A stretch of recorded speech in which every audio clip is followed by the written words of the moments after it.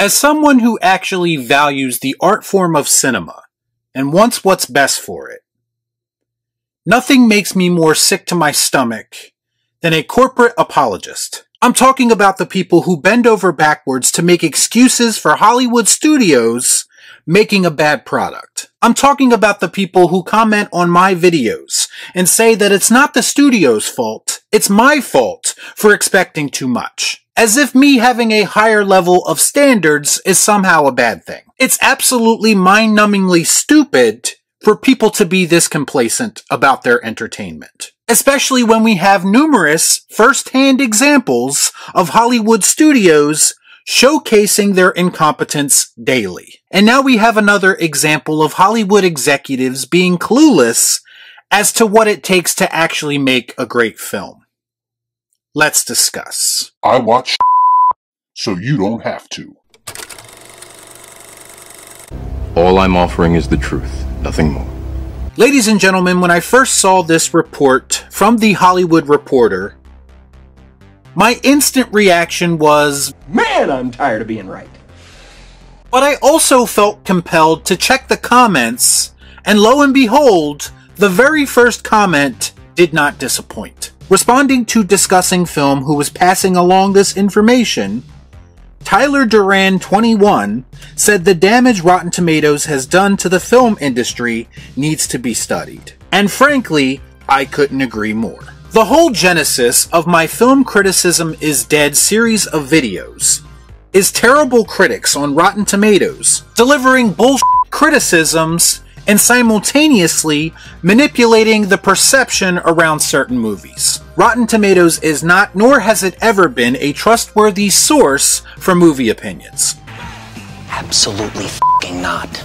Because it has already been proven many times over to be a corrupt and flawed system. We've seen Rotten Tomatoes manipulate audience scores to protect certain movies from quote-unquote review bombing. In other words, silencing certain members of the audience that aren't saying the right things that fit in nicely with the narrative around particular movies. We've heard actual stories of PR firms being hired to manipulate Rotten Tomatoes scores by directly paying critics. We have actual evidence of biased and unreliable criticisms being hurled at certain movies on this platform. Reviews where critics seem to bash films because they do not line up with their ideology, rather than judging them for the actual quality of the content contained within the film itself. We have a mountain of evidence that all of these things exist or have happened, and yet the apologists and the shills refuse to hold Rotten Tomatoes accountable. No, you see, people like me,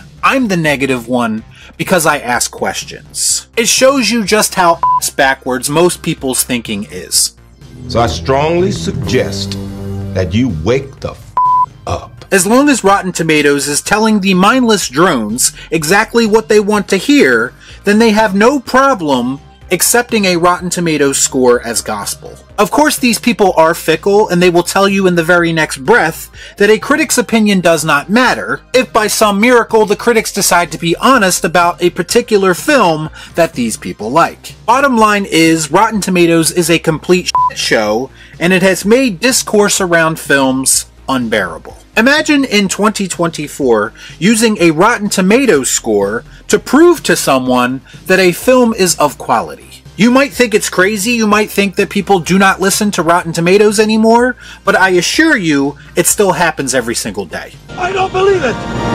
What bothers me most about this garbage tier website is not only that it's manipulating the scores, but in effect, it's also been manipulating audiences for years. And the real crime of that is that it's propelled many mediocre films or worse to great success. And it's also caused many quality films to go unnoticed. Imagine for a second being an up-and-coming filmmaker, and you're desperately trying to make a name for yourself and break into the industry. And because you didn't kiss the right ass, you might be at the mercy of a flawed and corrupt rating system. It's an absolute travesty that a site like this wields that much power over what people watch. And believe it or not, it still does wield that power.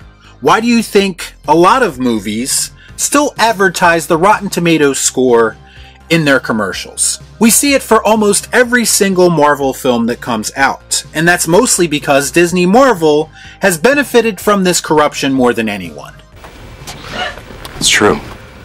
But today we found out that this problem runs much deeper than that, because apparently even Hollywood studios use Rotten Tomatoes scores to decide how to make certain films. This comes from The Hollywood Reporter that says a rep for movie directors has revealed that Rotten Tomatoes scores of directors' past movies are now the first thing producers look at when directors are being pitched to them for certain projects. Now, no one should be surprised by this if you know anything about the Hollywood system, but I know there will still be someone in the comments who says, well, it makes sense for them to do this. They're just getting a director with a proven track record. I don't see a problem with that. Only we've already established that a Rotten Tomatoes score in 2024 has no legitimacy. Is everybody paying attention?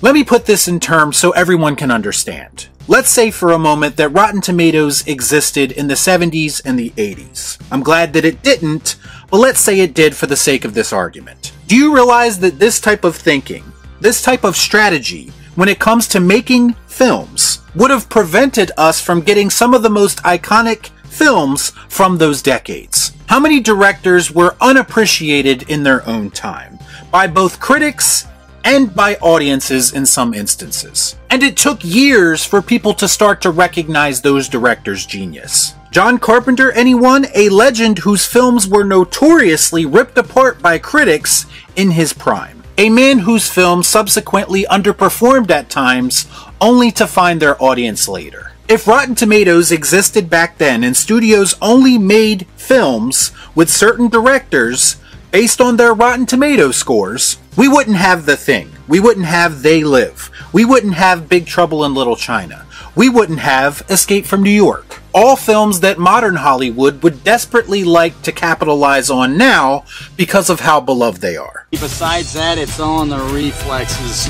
But they possibly could have never existed if studios listened to critics at this level. I'm sure there's going to be someone who's going to say, well, studios have always valued critical praise. And yes, that is correct. But how do you know what critical praise is legitimate and what critical praise has an agenda behind it in 2024? That's what Rotten Tomatoes has done to film criticism, and that's why it cannot be trusted. And that's why studios using those scores to decide what directors to hire is a farce in every sense of the word. There are so many more things that go into film criticism now that honestly shouldn't even be part of the equation, but they are. And the fact that some talented directors might be losing out on opportunities because of this flawed system is an absolute travesty. When we look back at this time in film history, the Rotten Tomatoes era, if you will, everyone will one day see the damage that it did to the film industry. My only hope is that we can come back from it, we can learn from it,